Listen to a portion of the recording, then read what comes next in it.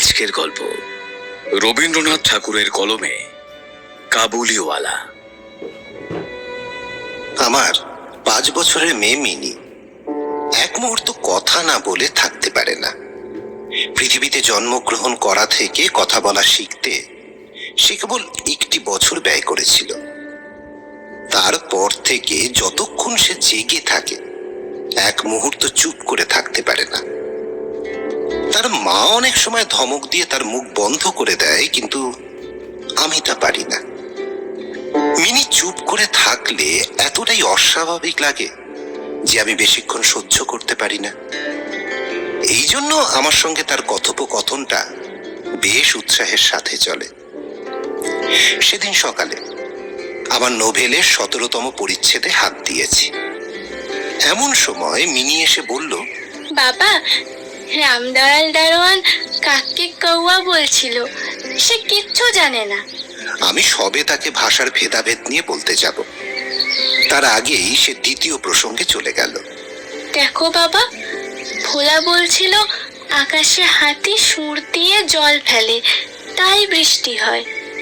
মা গো, ভোলা এত মিছিমিছি বকতে পারে? কেবলই বকে, দিন রাত বকে। এবং এই সম্বন্ধে আমার মতামতের জন্য কিছুমাত্র অপেক্ষা না করে হঠাৎ জিজ্ঞাসা করে বসল, বাবা, মা তোমার কে হয়? মনে মনে বললাম শ্যালিকা, কিন্তু মুখে বললাম, মিনি, তুই ভোলার সঙ্গে খেলা করকে যা, আমার এখন অনেক কাজ আছে। সে তখন আমার লিখবার টেবিলের পাশে আমার পায়ের কাছে বসে নিজের 2 হাঁটু এবং হাত নিয়ে অতি দ্রুত উচ্চারণে আগডুম বাগডুম খেলতে আরম্ভ করে দিল। এদিকে আমার 17তম পরিচ্ছেদে প্রতাপ সিংহ তখন কাঞ্চনমালাকে নিয়ে অন্ধকার রাতে কারাগারের উঁচু বারান্দা থেকে নিচে নদীর জলে ঝাঁপ দিয়ে পড়েছেন। আমার ঘর পথের ধারে। হঠাৎ মিনি আগডুম বাগডুম খেলা রেখে জানলার ধারে ছুটে গেল এবং চিৎকার করে ডাকতে লাগলো, কাবুলিওয়ালা, ও কাবুলিওয়ালা। ময়লা ঢিলা কাপড় পরা, পাগড়ি মাথায়, ঝুলি ঘাড়ে, হাতে গোটা 2-4 আঙুরের বাক্স। এক লম্বা কাবুলিওয়ালা মৃদু মন্দ গতিতে পথ দিয়ে যাচ্ছিল। তাকে দেখে আমার কন্যারত্নের মনে কি ভাবনা উদয় হলো তা বলা শক্ত, কিন্তু মিনি ঊর্ধ্বশ্বাসে ডাকাডাকি আরম্ভ করে দিল। আমি ভাবলাম এখনই ঝুলি ঘাড়ে একটা আপদ এসে উপস্থিত হবে, আর আমার 17তম পরিচ্ছেদ আর শেষ হবে না। এদিকে মিনি চিৎকারে যেমনি কাবুলিওয়ালা হেসে মুখ ফেরালো এবং আমাদের বাড়ির দিকে আসতে লাগলো, অমনি সে ঊর্ধ্বশ্বাসে অন্তঃপুরে দৌড় দিল। তার আর চিহ্ন দেখতে পাওয়া গেল না। তার মনের মধ্যে একটা অন্ধবিশ্বাসের মতো ছিল যে ওই ঝুলিটার ভেতর সন্ধান করলে তার মতো 2-4টে জীবিত মানব সন্তান পাওয়া যেতে পারে। এদিকে কাবুলিওয়ালা এসে সহাস্যে আমাকে সেলাম করে দাঁড়ালো। আমি ভাবলাম, যদিও প্রতাপ সিংহ এবং কাঞ্চনমালার অবস্থা অত্যন্ত সংকটাপন্ন, তাও লোকটাকে ঘরে ডেকে এনে তার কাছ থেকে কিছু না কেনাটা ভালো হয় না। তাই কিছু কেনা গেল। তারপর 5টা কথা এসে পড়ল। আব্দুর রহমান, রুশ, ইংরেজ প্রভৃতিকে নিয়ে সীমান্ত রক্ষানীতি সম্বন্ধে গল্প চলতে লাগলো। অবশেষে উঠে যাবার সময় সে জিজ্ঞাসা করলো, খোকি কোথা গেল বাবুজি? আমি মিনির অমূলক ভয় ভেঙে দেওয়ার চেষ্টায় তাকে ভেতর থেকে ডেকে আনলাম। সে আমার গা ঘেঁষে কাবুলির মুখ এবং ঝুলির দিকে সন্দেহ ভরা দৃষ্টিতে তাকিয়ে রইল। কাবুলি ঝুলির মধ্য থেকে কিসমিস খোবানি বের করে তাকে দিতে গেল। সে কিছুতেই নিল না। দ্বিগুণ সন্দেহের সাথে আমার হাঁটুর কাছে দাঁড়িয়ে রইল। মিনি আর কাবুলিওয়ালার প্রথম পরিচয়টা এমনই ভাবে গেল। এর বেশ কিছুদিন পরে একদিন সকালবেলায় কিছু দরকারি কাজে বাড়ি থেকে বের হওয়ার সময় দেখি আমার কন্যাটি দরজার কাছে বেঞ্চির উপর বসে অনর্গল কথা বলে যাচ্ছে, এবং সেই কাবুলিওয়ালা তার পায়ের কাছে বসে হাসি মুখে সব শুনছে, আর মাঝে মাঝে প্রসঙ্গক্রমে নিজের মতামত দোআঁশলা বাংলায় ব্যক্ত করছে। মিনির এই 5 বছরের জীবনের অভিজ্ঞতায় বাবা ছাড়া এমন ধৈর্যবান শ্রোতা সে কখনো পায়নি। আবার দেখি তার ক্ষুদ্র আঁচল বাদাম কিসমিসে পরিপূর্ণ। আমি কাবুলিওয়ালাকে বললাম, তুমি আবার এসব কেন দিয়েছ? অমন আর দিও না। এই বলে পকেট থেকে একটা আধুলি নিয়ে তাকে দিলাম।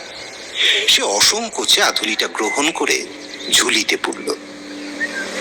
কাজ মিটিয়ে বাড়িতে ফিরে এসে দেখি সেই আধুলিটি নিয়ে 16 আনা গোলযোগ বেঁধে গেছে। মিনির মা একটা সাদা চকচকে গোলাকার পদার্থ নিয়ে ভর্ৎসনার স্বরে মিনিকে জিজ্ঞাসা করছেন, মিনি, তুই এ আধুলি কোথায় পেলি? কাবুলিওয়ালা দিয়েছে। কাবুলিওয়ালার কাছ থেকে তুই আধুলি কেন নিতে গেলি? আমি চাইনি, সে আপনি দিলে। আমি এসে মিনিকে তার আসন্ন বিপদ থেকে উদ্ধার করে বাইরে নিয়ে গেলাম। খবর পেলাম কাবুলিওয়ালার সাথে মিনির এই যে দ্বিতীয় সাক্ষাৎ তা নয়, ইতিমধ্যে সে নাকি প্রায় রোজ এসে পেস্তা বাদাম ঘুষ দিয়ে মিনির ছোট্ট এই হৃদয়টুকু অনেকটা অধিকার করে নিয়েছে। দেখলাম এই দুটি বন্ধুর মধ্যে গুটি কতক বাঁধা কথা এবং ঠাট্টা প্রচলিত আছে। যেমন রহমতকে দেখা মাত্র আমার কন্যা হাসতে হাসতে জিজ্ঞাসা করত, কাবুলিওয়ালা, ও কাবুলিওয়ালা, তোমারও চুলির ভিতর কি? রহমত একটা অনাবশ্যক চন্দ্রবিন্দু যোগ করে হাসতে হাসতে উত্তর করত, হাতি আছে গো, হাতি আছে। অর্থাৎ তার ঝুলির ভেতরে যে একটা হাতি আছে এটাই তার পরিহাসের সূক্ষ্ম মর্ম।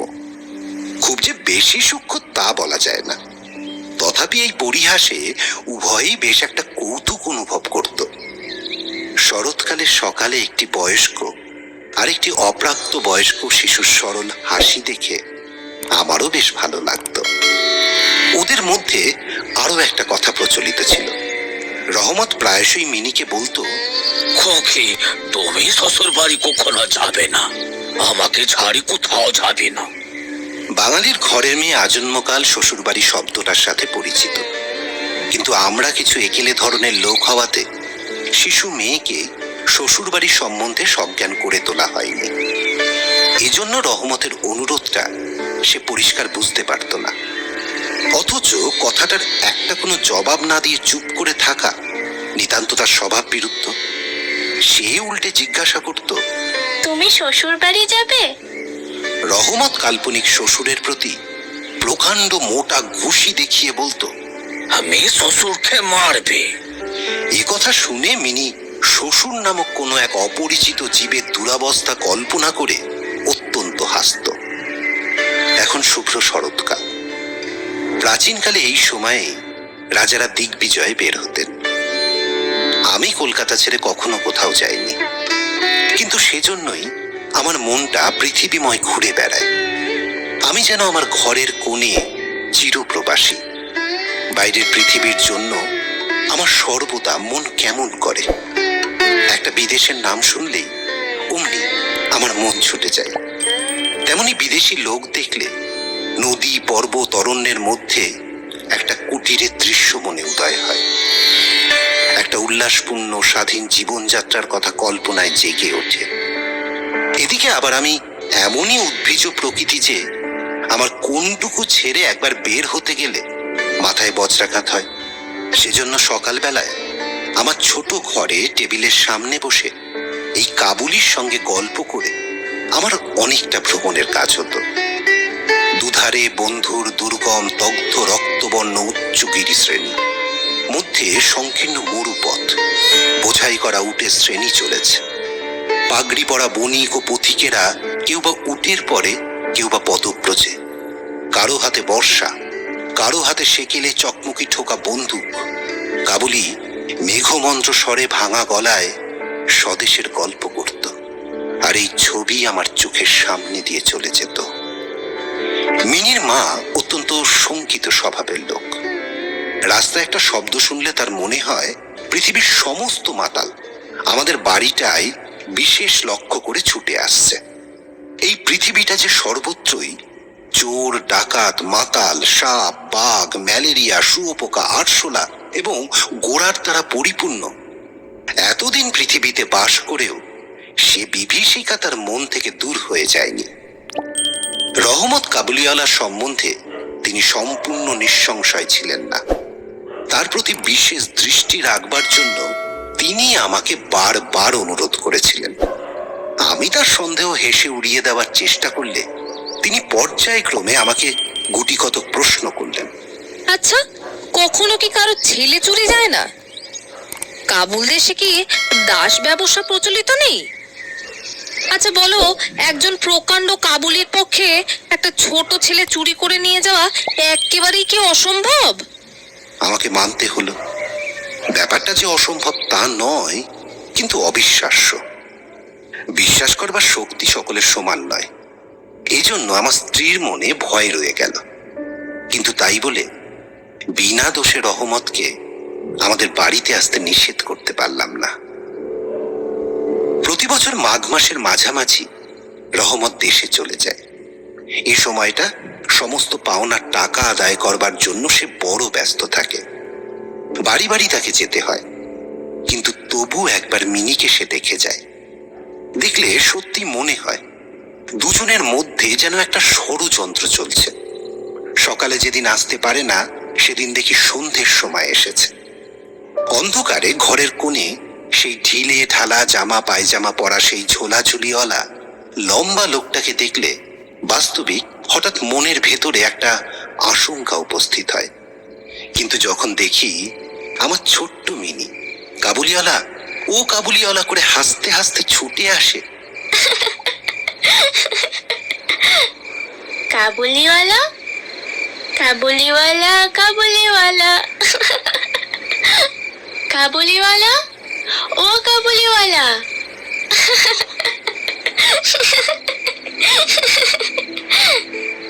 এবং দুই অসম বয়সী বন্ধুর মধ্যে পুরনো সরল পরিহাস চলতে থাকে।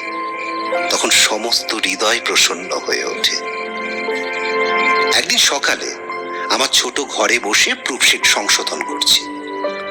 চলে যাওয়ার আগে আজ 2-3 দিন থেকে শীতটা খুব কনকনে হয়ে উঠেছে। চারিদিকে একেবারে হিহিকার পড়ে গেছে। জানালা ভেদ করে সকালের রৌদ্রটি টেবিলের নিচে আমার পায়ের উপর এসে পড়েছে।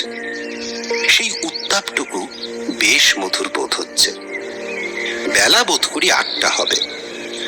মাথায় মাফলার জড়িয়ে যে সমস্ত পথচারী মর্নিং ওয়াকে গিয়েছিল তারা সকলেই ঘরে ফিরে এসেছে। এমন সময় রাস্তায় ভারী একটা গন্ডগোল শোনা গেল। চেয়ে দেখি আমাদের রহমতকে দুই পাহারাওয়ালা বেঁধে নিয়ে আসছে, আর তার পিছনে কৌতূহলী ছেলের দল চলেছে। রহমতের গায়ের কাপড়ে রক্ত চিহ্ন এবং একজন পাহারাওয়ালার হাতে রক্তাক্ত ছোড়া। আমি দরজার বাইরে গিয়ে পাহারাওয়ালাকে দাঁড় করালাম। জিজ্ঞাসা করলাম ব্যাপারটা কি। কিছুটা রহমতের কাছে শুনে জানলাম যে আমাদের প্রতিবেশী একজন লোক রামপুরি চাদরের জন্য রহমতের কাছে কিঞ্চিৎ ধার নিয়েছিল। মিথ্যাপূর্বক সেই দেনা সে অস্বীকার করে এবং তাই নিয়ে বচসা করতে করতে রহমত তাকে এক ছুরি বসিয়ে দিয়েছে। রহমত সেই মিথ্যাবাদীর উদ্দেশ্যে নানা রূপ অশ্রাব্য গালি দিচ্ছে। এমন সময় কাবুলিওয়ালা, ও কাবুলিওয়ালা করে ডাকতে ডাকতে মিনি ঘর থেকে বের হয়ে আসলো। রহমতের মুখ মুহূর্তের মধ্যে কৌতুক হাস্যে প্রফুল্ল হয়ে উঠল। তার কাঁধে আর ঝুলি ছিল না, সুতরাং ঝুলি সম্বন্ধে তাদের অভ্যস্ত আলোচনা হতে পারল না। মিনি একেবারেই তাকে জিজ্ঞাসা করলো, কাবুলিওয়ালা, ও কাবুলিওয়ালা, তুমি শ্বশুর বাড়ি যাবে? সেখানেই যাচ্ছি খোকে। উত্তরটা মিনির মুখে হাসি ফোটালো না। তখন হাত দেখিয়ে বলল, শ্বশুরাকে মারিতাম, লেকিন কি করবে খোকি, আজ বাঁধ আছে। সাংঘাতিক আঘাত করা অপরাধে কয়েক বছর রহমতের কারাদণ্ড হলো। তার কথা এক প্রকার ভুলে গেলাম। আমরা যখন ঘরে বসে রোজকার কাজের মধ্যে দিনের পর দিন কাটাতাম, তখন একজন স্বাধীন পর্বতচারী পুরুষ কারা প্রাচীরের মধ্যে যে কেমন করে বর্ষ যাপন করেছে তা আমাদের মনেও উদয় হতো না। তার চঞ্চল হৃদয়ামিনীর আচরণ যে অত্যন্ত লজ্জাজনক তা তার বাপকেও স্বীকার করতে হয়। সে স্বচ্ছন্দে তার পুরাতন বন্ধুকে বিস্মৃত হয়ে প্রথমে নবী সহিসের সাথে সখ্য স্থাপন করল। পরে ক্রমে যত তার বয়স বেড়ে উঠতে লাগলো, ততই সখার পরিবর্তে একটি একটি করে সখী জুটতে লাগলো। এমনকি এখন তার বাবার লিখবার ঘরেও তাকে আর দেখতে পাওয়া যায় না। আমি তো তার সাথে এক প্রকার আড়ি করেছি। কত বছর কেটে গেল, আর একটা শরৎকাল এসেছে। আমার মিনির বিয়ের সম্বন্ধ স্থির হয়েছে। পুজোর ছুটির মধ্যে তার বিয়ে হবে। কৈলাসবাসিনীর সঙ্গে সঙ্গে আমার ঘরের আনন্দময়ী পিতৃভবন অন্ধকার করে প্রতিগৃহে যাত্রা করবে।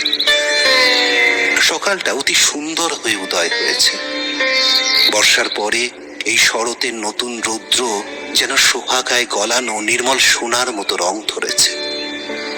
এমনকি কলকাতার গলির ভিতরকার ইষ্টক জর্জর অপরিচ্ছন্ন ঘেঁষাঘেঁষি বাড়িগুলোর উপরেও এই রৌদ্রের আভা একটি অপরূপ লাবণ্য বিস্তার করেছে। আমার ঘরে আজ রাত্রি শেষ হতে না হতেই সানাই বাজছে। সে বাঁশি যেন আমার বুকের ভেতরে হাড়ের মধ্য থেকে কেঁদে কেঁদে বেজে উঠছে। করুণ ভৈরবী রাগিনীতে আমার আসন্ন বিচ্ছেদ ব্যথাকে শরতের রৌদ্রের সাথে সমস্ত বিশ্ব জগৎময় ব্যক্ত করে দিচ্ছে। আজ আমার মিনির বিয়ে। সকাল থেকে ভারী গোলমাল, লোকজনের আনাগোনা। উঠোনে বাঁশ বেঁধে পাল খাটানো হয়েছে। বাড়ির ঘরে ঘরে এবং বারান্দায় ঝাড় টাঙাবার ঠুংটাং শব্দ উঠছে। হাক ডাকে সীমা নেই। আমি আমার লিখবার ঘরে বসে হিসেব দেখছি। এমন সময় রহমত এসে সালাম করে দাঁড়ালো। আমি প্রথমে তাকে চিনতে পারলাম না। তার সে ঝুলি নেই, তার সে লম্বা চুল নেই, তার শরীরে পূর্বের মতো সে তেজ নেই। অবশেষে তার হাসি দেখে তাকে চিনলাম। বললাম, কিরে রহমত, কবে আসলি? কাল সন্ধ্যেবেলা জেল থেকে খালাস পাইয়াছি। কথাটা শুনে কেমন কানে খট করে উঠল। কোনো খুনিকে তো কখনো এভাবে দেখিনি। তাকে দেখে সমস্ত অন্তঃকরণ যেন সংকুচিত হয়ে গেল। আমার ইচ্ছা করতে লাগলো আজকের এই শুভ দিনে এই লোকটা এখান থেকে গেলেই ভালো হয়। আমি তাকে বললাম, রহমত, আজ আমাদের বাড়িতে একটা কাজ আছে, আমি একটু ব্যস্ত আছি, তুমি আর যাও। কথাটা শুনেই সে তৎক্ষণাৎ চলে যেতে উদ্যত হলো। অবশেষে দরজার কাছে গিয়ে একটু ইতস্তত করে বলল, खोखी एक बार देखते पाइबो ना बाबूजी, हमसे नहीं मिलेगी बाबूजी। তার মনে বুঝি বিশ্বাস ছিল মিনি সেভাবেই আছে। সে যেন মনে করেছিল মিনি আবার সেই পূর্বের মতো কাবুলিওয়ালা ও কাবুলিওয়ালা করে ছুটে আসবে। তাদের সেই অত্যন্ত কৌতুকাবহ পুরাতন হাসির কোনো রূপ ব্যত্যয় হবে না। এমনকি পূর্ব বন্ধুত্ব স্মরণ করে সে এক বাক্স আঙুর এবং কাগজের মোড়কে অল্প কিসমিস বাদাম বোধ করি কোনো স্বদেশী বন্ধুর নিকট থেকে চেয়ে চিনতে সংগ্রহ করে এনেছিল। তার নিজের ঝুলিটি আর সঙ্গে ছিল না। আমি বললাম, রহমত, আজ বাড়িতে কাজ আছে, আজ আর কারো সাথে দেখা করতে পারবে না। সে যেন কিছু ক্ষুণ্ণ হলো। স্তব্ধভাবে দাঁড়িয়ে একবার স্থির দৃষ্টিতে আমার মুখের দিকে চাইল। তারপরে বাবু সেলাম বলে বের হয়ে গেল। আমার মনে একটু কেমন ব্যথা বোধ হলো। মনে করলাম তাকে ফিরে ডাকবো। এমন সময় দেখি সে নিজেই ফিরে আসছে। কাছে এসে বলল, এই আঙ্গুর কিশমিশ বাদাম খোকির জন্য লাইছিলাম, মেহরবানি করে ওকে দিবেন। আমি সেগুলো নিয়ে দাম দিতে উদ্যত হলে সে হঠাৎ আমার হাত চেপে ধরল। বলল, नहीं नहीं बाबूजी नहीं, मेरे को पैसा मत दो, मेरे को पैसा मत दो। আপনার বহুত দয়া বাবুজি, আমার চিরকাল স্মরণ থাকবে। আমায় পয়সা দিবেন না, পয়সা দিবেন না বাবুজি। বাবু, তোমার জীবন একটি লড়কি আছে, তেমনি দেশে আমারও একটি লড়কি আছে। আমি তাই মুখ গাড়ি স্মরণ করে তোমার খোঁখের জন্য কিছু কিছু মেওয়া হাতে নিয়ে আসে। আমি তো সওদা করতে আসি না বাবুজি। পয়সা মাত্র, পয়সা মাত্র বাবুজি। এই বলে সে নিজের মস্ত ঢিলে জামাটার ভিতর হাত ঢুকিয়ে দিয়ে বুকের কাছে কোথা থেকে এক টুকরো ময়লা কাগজ বের করলো। বহু সযত্নে ভাঁজ খুলে দুহাতে আমার টেবিলের উপর মেলে ধরল। দেখলাম কাগজের উপর একটা ছোট্ট হাতের ছাপ।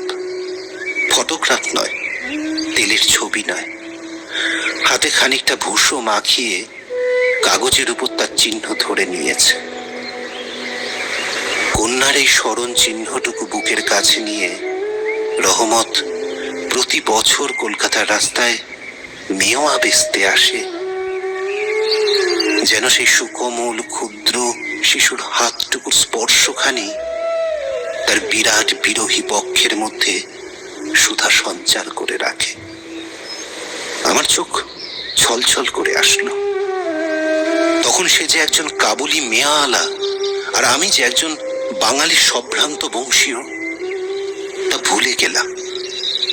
বুঝতে পারলাম সেও যে আমিও, সেও পিতা, আমিও পিতা।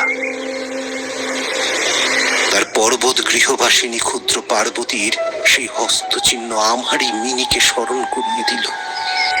আমি তৎক্ষণাৎ তাকে ভেতরে থেকে ডেকে পাঠালাম। ভেতরে এ নিয়ে অনেক আপত্তি উঠেছিল, কিন্তু আমি কিছুতে কর্ণপাত করলাম না। রাঙা চেলি পরা, কপালে চন্দন আঁকা বধূবেশিনী মিনি সলজ্জ ভাবে আমার কাছে এসে দাঁড়ালো। তাকে দেখে কাবুলিওয়ালা প্রথমটা থতমত খেয়ে গেল। তাদের পুরনো আলাপ জমাতে পারল না। অবশেষে হেসে বলল, খোকি, তুমি শ্বশুর বাড়ি যাবিস? মিনি এখন শ্বশুর বাড়ির অর্থ বোঝে। এখন আর সে পূর্বের মতো উত্তর দিতে পারল না। রহমতের প্রশ্ন শুনে লজ্জায় আরক্ত হয়ে মুখ ফিরিয়ে দাঁড়ালো। কাবুলিওয়ালার সাথে মিনির যেদিন প্রথম সাক্ষাৎ হয়েছিল, আমার সেই দিনের কথা মনে পড়ল। মনটা কেমন ব্যথিত হয়ে উঠল। মিনি চলে গেলে একটা গভীর দীর্ঘ নিঃশ্বাস ফেলে রহমত মাটিতে বসে পড়ল। সে হঠাৎ স্পষ্ট বুঝতে পারল তার মেয়েটাও ইতিমধ্যে এরূপ বড় হয়েছে। তার সঙ্গেও আবার নতুন আলাপ করতে হবে। তাকে ঠিক পূর্বের মতো তেমনটা আর পাবে না। এই 8 বছরে তার কি হয়েছে তাই বা কে জানে। সকাল বেলায় শরতে স্নিগ্ধ রৌদ্র কিরণের মধ্যে সানাই বাজতে লাগলো। রহমত কলকাতার এক গলির ভেতরে বসে আফগানিস্তানের এক মরু পর্বতের দৃশ্য দেখতে লাগলো। আমি একখানি নোট নিয়ে তাকে দিলাম। বললাম, রহমত, তুমি দেশে তোমার মেয়ের কাছে ফিরে যাও। তোমাদের মিলন সুখে আমার মিনির কল্যাণ হোক। টাকাটা দান করে হিসেব থেকে উৎসব সমারোহের দুটো একটা অঙ্গ ছেটে দিতে হলো। যেমন মনে করেছিলাম তেমন করে ইলেকট্রিক আলো জ্বালাতে পারলাম না। ঘরের বাদ্যও আসলো না। ভেতরে মেয়েরা অত্যন্ত অসন্তোষ প্রকাশ করতে লাগলেন। কিন্তু মঙ্গল আলোকে আমার শুভ উৎসব উজ্জ্বল হয়ে উঠল।